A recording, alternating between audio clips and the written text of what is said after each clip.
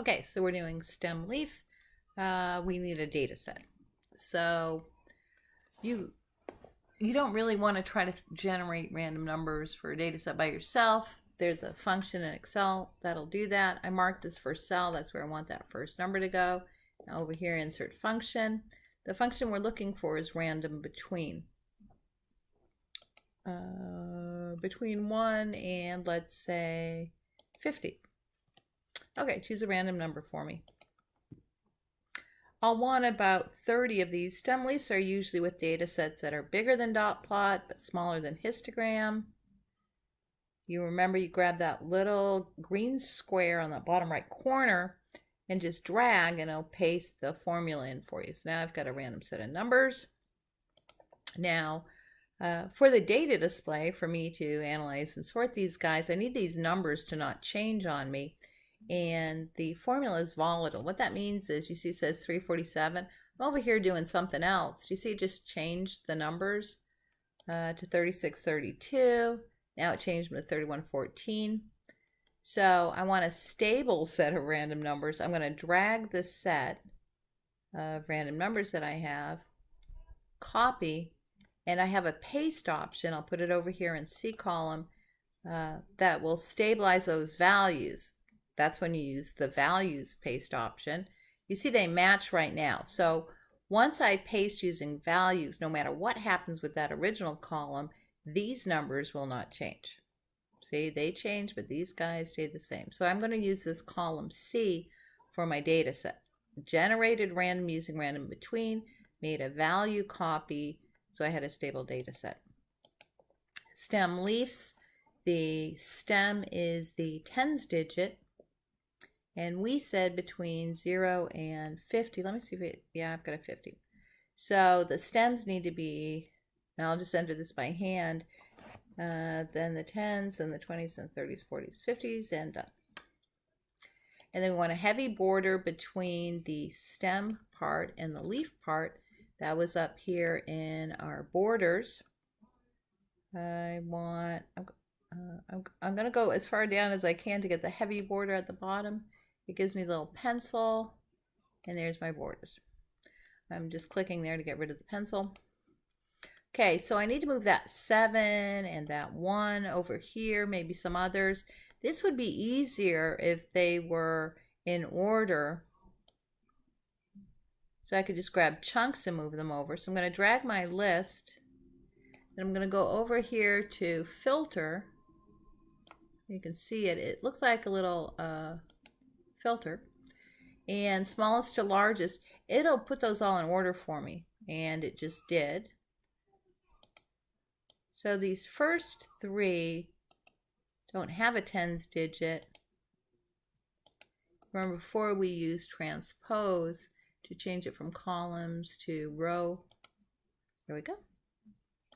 Now for the other guys, I want to get rid of the tens digit. That's what the stem is. And just leave the ones digit. And Excel has a function that'll do that. It's modulus. It calls it mod. So I find mod, or I type in mod and then double click, get the dialog box. What I want it to do is look at the number to the left of it and divide out the tens digit and just leave the ones digit. So divide by 10 is the divisor. You see here 10, remainder 0. And grab the little green square at the bottom right corner and drag. Remember, it'll paste the cell and update the paste into the cell and update the cell reference to be the guy beside it. You'll see there the 0s, the 7, the 6. So those are all my leaves. Now I need to match the leaves up. The 10s right. This section right here needs to go over here with the 1 stem. So I'll copy those. You can see it. Copy those. And then when I paste it, I don't want the formula. You remember there's a formula under there. All I want is the values, but I want them transposed. If I need to do more than one thing, I don't see something here that'll work for me on the paste options. Choose Paste Special, and you can hand select. So I want the values without the formulas, and then I want it to transpose them. And you'll see I took that 0468 and pasted it in as the leaves. And then I just repeat for the other guys, doing the same thing. These guys go with the 2 stem.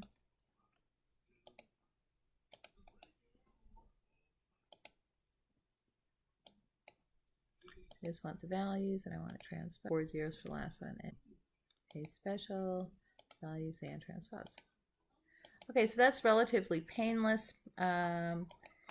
To generate the data set, we used random between function, and then we pasted, copy and then pasted values so it won't keep changing. Then I used the sort so that it puts them in order for me. Then I put the stems in by hand and used that border to draw in the separation between the stems and the leaves. And then we used mod to get the remainder, so I would just have the 1s digit. And then I copied in chunks there to match up with the stems. And when I pasted, I used special because I wanted just the values without the formulas, and I also wanted to transpose.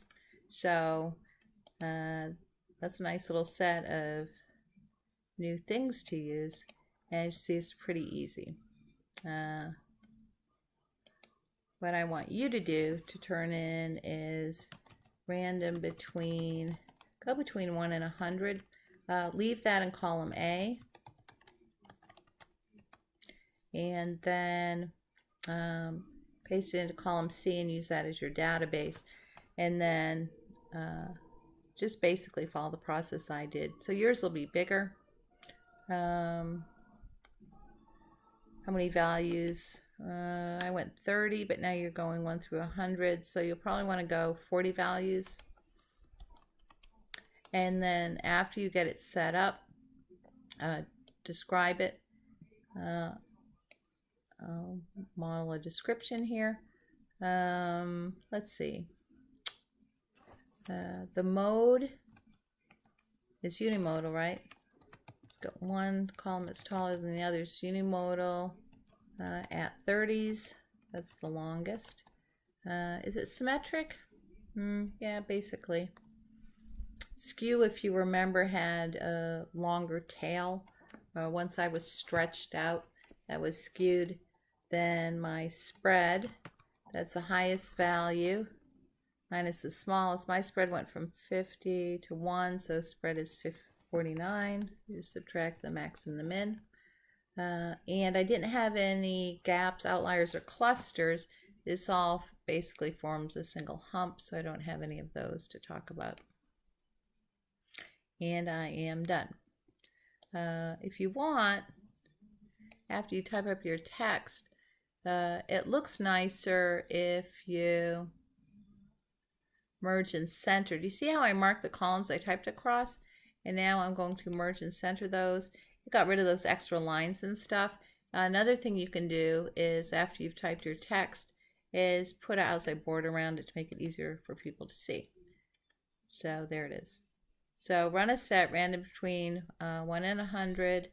That column, remember to paste, and then the description, and you should use 40 numbers in your data set, and then just insert that as a file attachment into your OneNote notebook page.